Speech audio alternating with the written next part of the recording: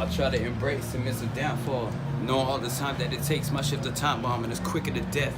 Just another metaphor describing shit that I set forth and the shit I want to accomplish that I haven't done yet.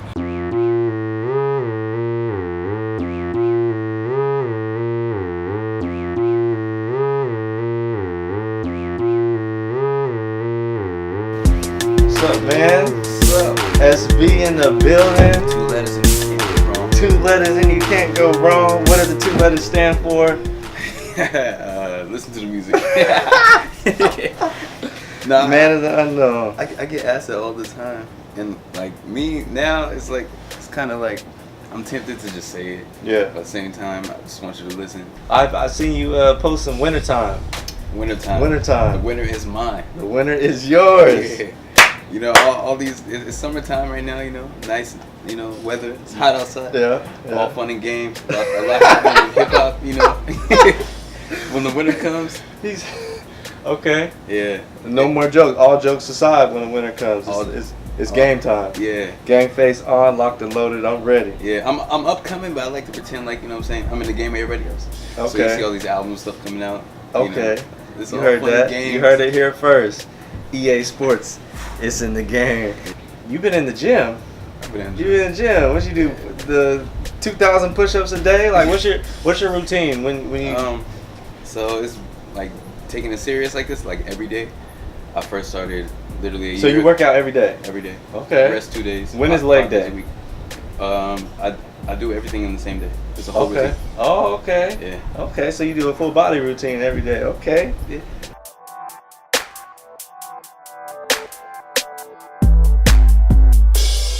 What's your favorite genre outside of hip hop? Outside of Yeah. I probably have to say some just old school music, old school R&B. Okay. Okay. Okay. I like love- Motown days. Yeah, or like Okay. even Oh, you talking about R&B? You said okay, so you say like Motown is cool. Luther too. Vandross type. Yeah, I love Mr. Vandross. Okay. But like a lot of Marvin Gaye. Ooh. Who else? Anita Baker. Okay. Just that feel. Yeah, you know? yeah. And the music and then the expression behind it and like when you really dig deep, the stories they're telling and stuff. Yeah. You feel it. Right. I love that because you can't. There's certain things you could do in music, especially for me personally. You can write about or speak about music that Yeah. can reach somebody and they can feel what you're saying in a way that you couldn't explain, like how we're talking right now. You know. Yeah. So that's my favorite part of Okay. music in general. But Okay. yeah, a lot of old school. So you like to send a message. You like songs that give you that leave you with the search feeling. That's what music is supposed to do. Yeah. That's what music. I feel like as an artist, you've reached your goal if you can change someone's mood after they listen to your song, or if you could, you know, I'm feeling this way, so therefore I want to listen to this. Mhm. If you have those kind of songs, and you've done your job as an artist. I feel. Yeah. If you've spoken to me, if anybody has spoken to me, that's one thing I tell them. Yeah. If I've made you feel, you know, I did my job. Yeah. Every Yeah. time. So outside of music, what are inspirations like?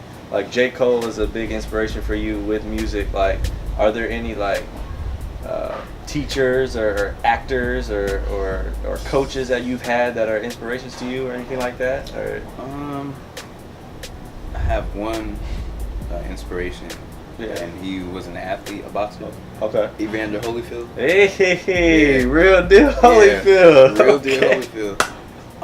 And it's funny that I mentioned that because like sometimes when I'm working out, Yeah. I'll have the video playing of his training and Yeah, stuff. that's what's up, bro. Yeah, that's but what's up. Just his drive, like it's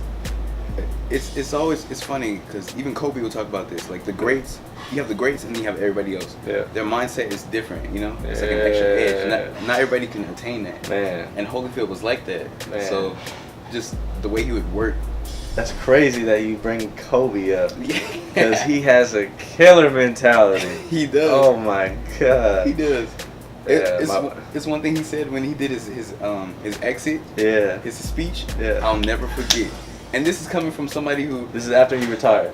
This is when after, but the ceremony. Okay. He said he was talking to the crowd. Yeah. He said the biggest thing is those nights when you don't feel like working because you're tired or whatever, and you push yourself, you do it anyway. That's what we do this for. Right. And basically, in other words, he was just saying like how everything else just falls in line. Yeah. And I live with that every day. Yeah. You gotta work hard when the lights are off. Exactly. Because sometimes I don't want to go to the gym, or I don't want to, you know, and I just push it. Yeah. You know. Yeah. And it makes it that much easier the next time you do it. But I got this crazy Kobe story. My boy Mark Jeffries will tell you. Shout out Mark Jeffries.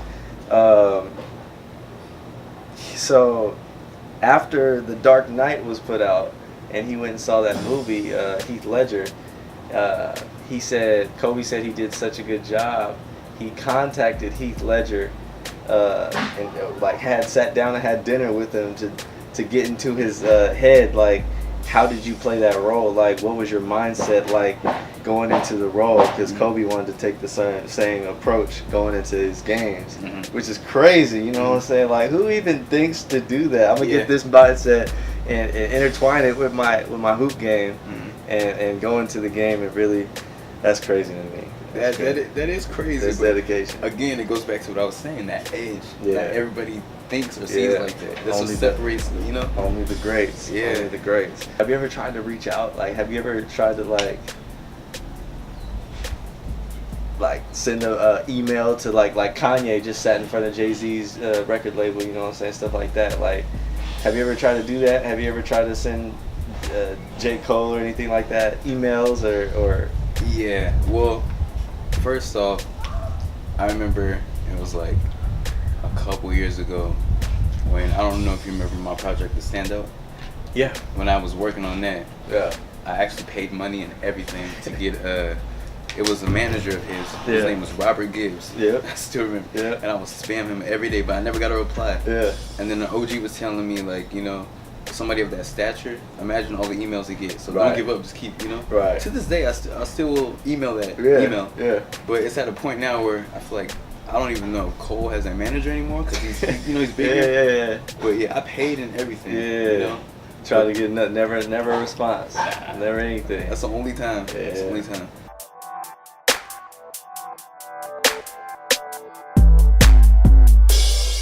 You ever been arrested? No.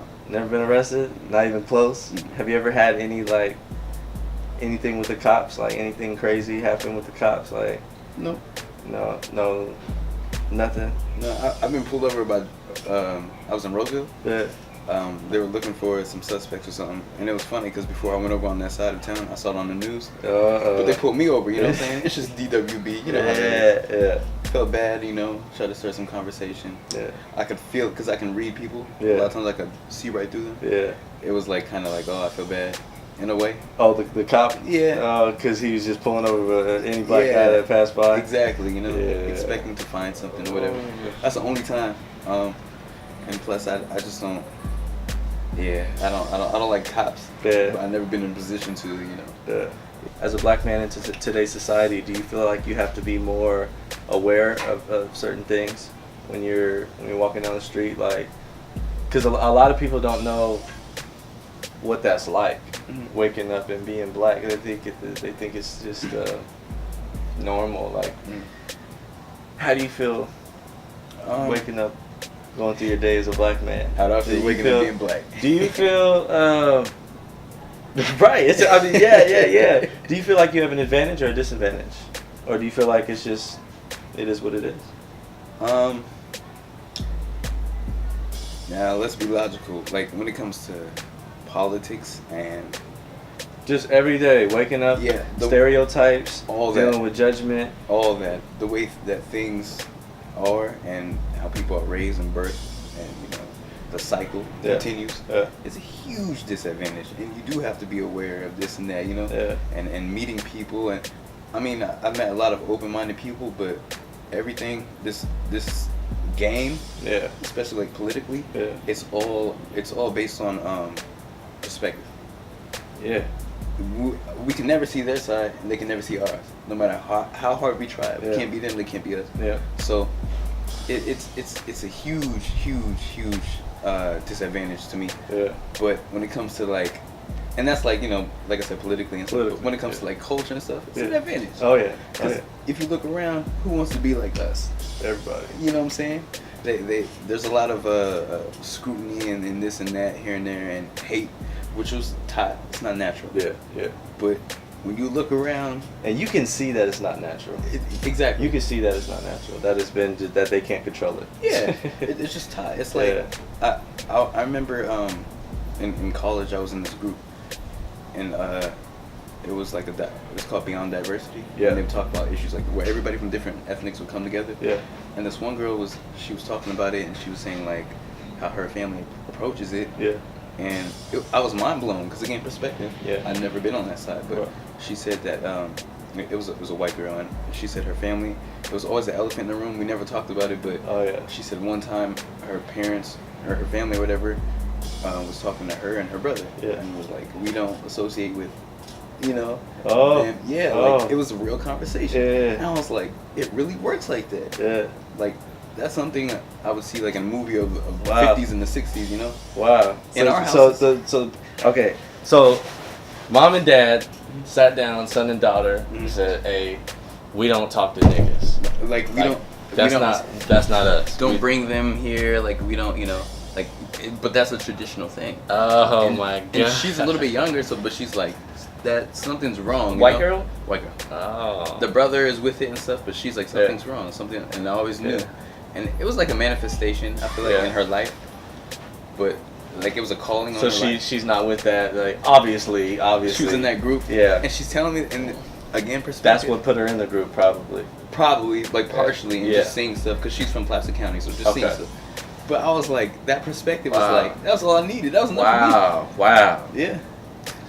That's unfortunate, man. And like in our like houses, like growing up, it's a similar conversation, but not really of hate. It's like maybe be careful, or this is what this means, or like, you know, if a child comes home and is like, why did they call me a nigger? You know, it's those conversations. Yeah. So but it's never don't talk to the white people. It's never I mean, unless you are like, you know, some type of if you're hateful or like, you know, there's people like that. Because in the black household, we have to prepare the children. Like this is what it's like. Don't be alarmed when it happens. Exactly. You will get the pitchfork thrown at or like you can get pulled over. Yeah, you can get pulled over. Driving while black is real. Driving while black is very real. I've been pulled over for no reason. Talk about what's in your pocket. Yeah. And my chapstick. You know, man. Yeah. Right. Okay, man. It's dealing with race. Dude, what do you think is what do you think is more of an issue these days? Is it racism or classism?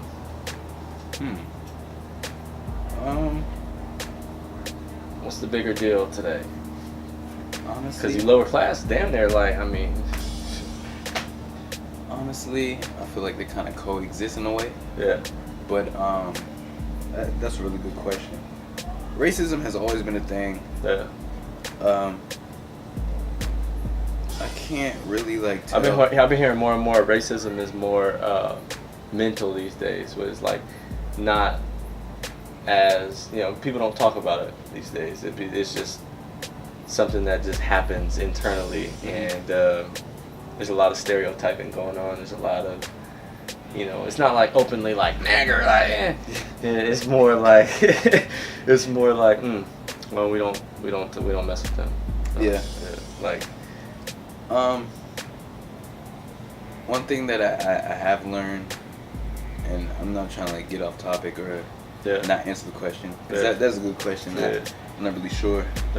But I realized that in terms of classism, when it comes to like, there's a rich and there's a poor, right? Yeah. There's the poor, racist people who think that they're better than, you know, people of color who are poor. Yeah. But the rich, they hate everybody. They hate everybody down there. But these people, the you know, the white poors, they don't know that. Yeah. And I've learned that. It's like, you know what I'm saying? Like, and it's funny, like, that you asked that question, because I remember David Chappelle was talking about a joke. He was talking about when when Hillary and Trump were running in the office and stuff. Yeah. And he was saying like when he went to vote, and all the white people were like, yeah, Trump is gonna save us. He's really gonna save us. And he turned and was like, these white people are stupid. He's gonna save me. I'm rich, you know. And he's of color, you know. Yeah, so yeah, it kind of intertwines. That's funny. Yeah. That's funny. That's a good one. Dave Chappelle's GOAT, by the way. He is. He's a GOAT. Yeah. GOAT. Shout out to Dave. Shout out to Dave. Shout out to Dave. We're gonna play a game. It's game time. All right, so we're gonna play a game. The game's called Who's the Rapper. Basically, I'm gonna ask you a whole bunch of questions, different scenarios, and I'm gonna ask you who you would prefer in this, particular scenario. So here we go. Here we go. What rapper are you taking on your team in a football game? In a football game? In a football game. As your quarterback. Is this rappers in the game right now or in general? In general. As a QB? QB. Damn. You got 15 seconds. 15. Oh shit. You got 15 seconds. I